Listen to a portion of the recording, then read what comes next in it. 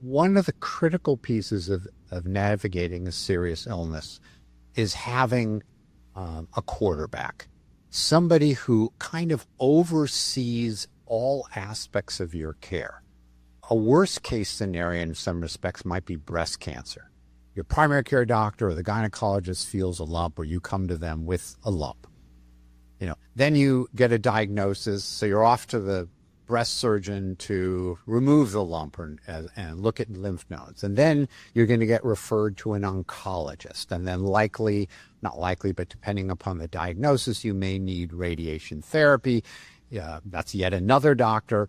You might end up with breast reconstruction. So now you're visiting with the plastic surgeon.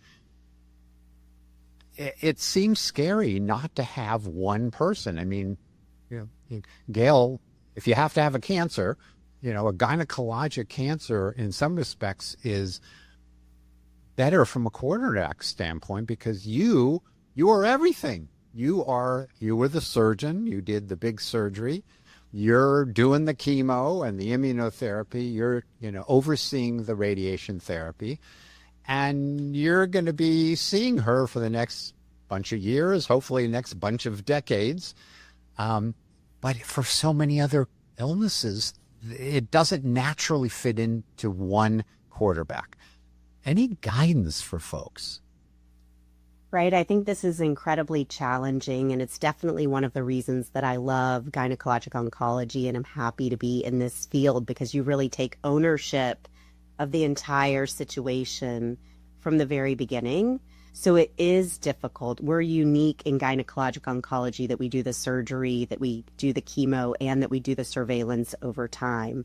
And there are other cancers or other disease processes where you're going to involve multiple subspecialties. You mentioned breast cancer.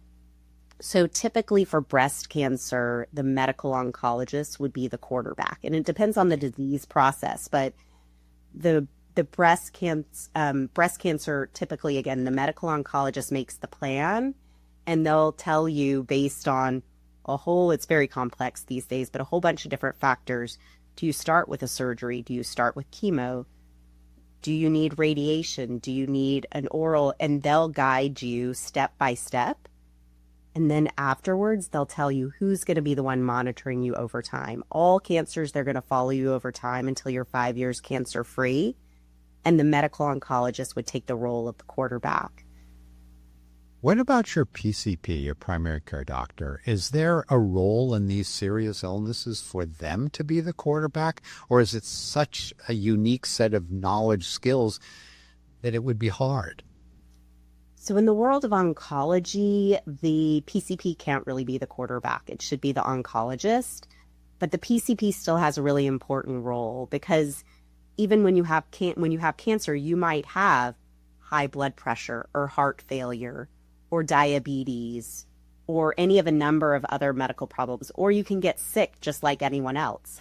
You can get a cold or the flu or an upper respiratory tract infection or pneumonia. And so then your primary care physician is going to work hand in hand with your oncologist. If it's related to immunosuppression from therapy or something that is either directly related to cancer or the therapies being given for cancer, then your oncologist is going to play an active role. But if it's something unrelated, then your primary care physician is going to play an active role. And I actually think, having all of the other medical problems that any one person has in good control is incredibly helpful in terms of how well people do and how healthy they are through treatment and recovery in their life.